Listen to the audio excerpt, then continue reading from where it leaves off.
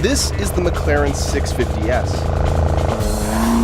And if you think it looks similar to the P1, it's for good reason. You see, when you make one of the world's most powerful, fastest, and extreme cars, you learn a thing or two. And McLaren says that what it's learned, it's applied to the 12C, in effect creating the 650S. It still uses a lightweight carbon fiber tub and a dry sump flat plane 3.8-liter twin-turbo V8, but now it makes 641 horsepower and 500 pound-feet of torque. It is, of course, more powerful and faster, but its array of clever electronic tricks has been improved too, from active aerodynamics and suspension control. McLaren says it's a better driver too, thanks to a new damper mounts and revised steering.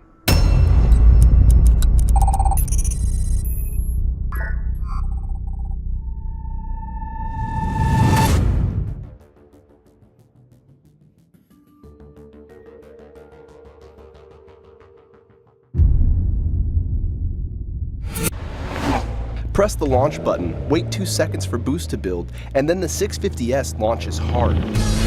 Passing the quarter mile in 10.7 seconds at 134 miles an hour, it's nearly half a second faster than the 12C, and it falls into the select group of production cars that can run in the tens off the factory showroom.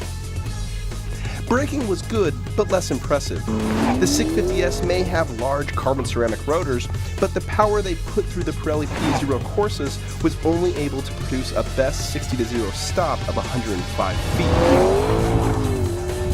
Around the figure 8 though, the 650S ran a very respectable 23.1 second lap, with an average lateral G of 1.05.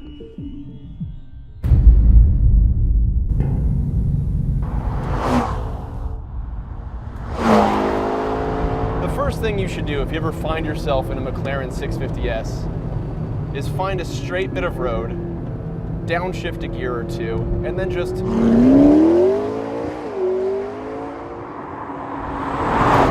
do that. Because the resulting acceleration will leave you with a pretty big dumb smile on your face. That 3.8-liter twin-turbo V8 that revs to 8,500 RPM, it does terrific things with the power that it makes.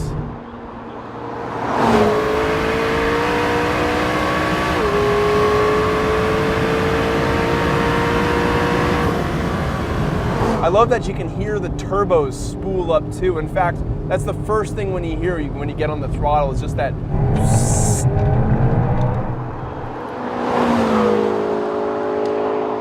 We're working with quite a bit of power here, 641 horsepower, but the McLaren's very light too.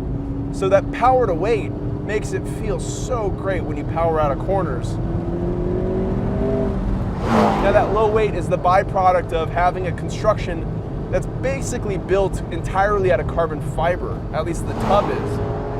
The carbon fiber is high strength but also low weight, and that pays dividends throughout the car's performance.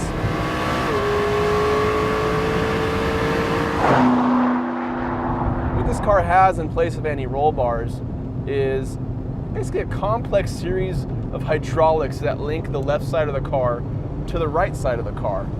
Now what that means is the car's computer can control the roll stiffness. So when you want to go fast, you can crank it over to track, it tightens everything up. But when you just want to go cruise, commute, whatever, go to the local car show, you can put it in normal and it softens up.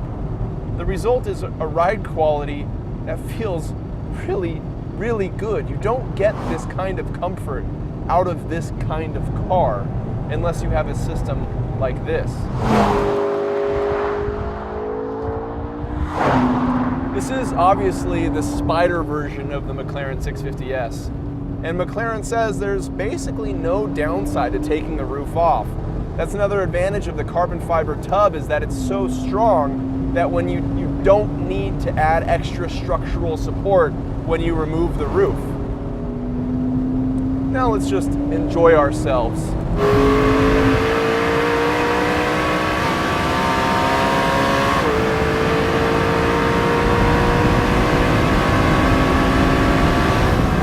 You simply have to love mid-engine supercars or mid-engine super sports cars.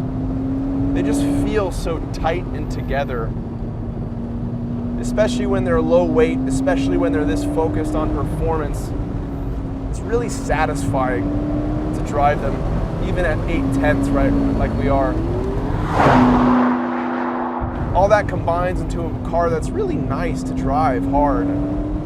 Then you think of how nice it is to drive at low speeds, and how nice it is to drive on a mountain road. I guess next we'll have to find out how fast it is around a racetrack.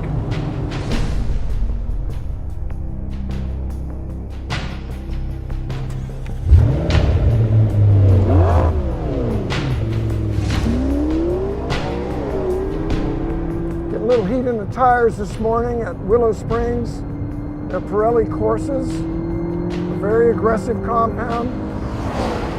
The McLaren feels light in the way that it's very quick responding to the wheel. Not much weight in the front. The weight distribution is actually the same as a Porsche 911, but the polar moment is a little different. Great aero stick through the high-speed corners. I'll tell you what, Willow Springs has got them too. The flat plane crank V8 has a very European feel. Smooth, revvy.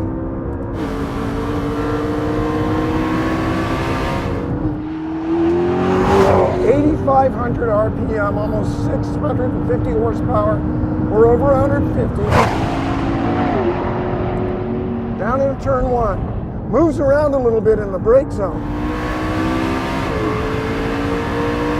It's not instability, but you can kind of see how the car dives a bit and moves around a little bit. You can feel the brakes working hard. They are giant carbon fiber. The McLaren stops really well and wanders just a little bit in the process. Watch. Not like that.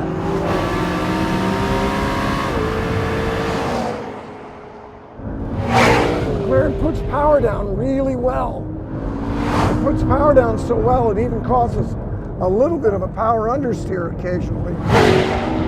McLaren has a very sporting feel, and by that I mean it'll loosen up when I let off the throttle. Just a little, not bad. You can see as I go to the brake, I straighten the wheel up a little bit because the front end works better. Got to lift off the throttle to get the car to bite at the front, come down to the apex. Must have a really good differential setup because the McLaren puts power down so well.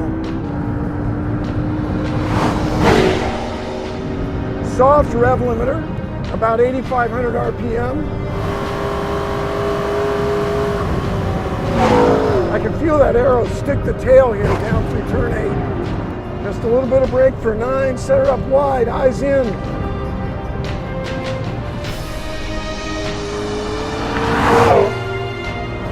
Got to lift to get the nose down.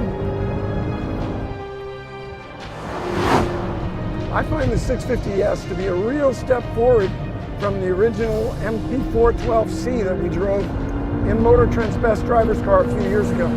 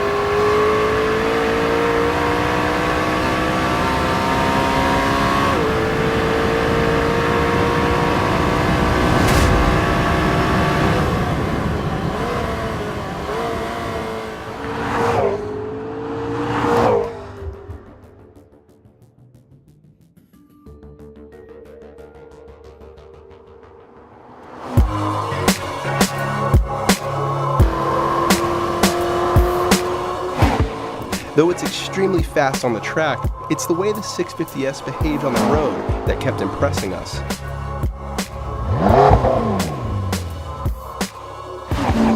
From its remarkably smooth ride to the incredible power to the great steering feel and response, not to mention the amount of theater from the turbos spooling up in that moving rear wing, there's something satisfying about a supercar that's as potent as this one, but also as civilized. It's a remarkable technical accomplishment, but that's just what you'd expect from McLaren.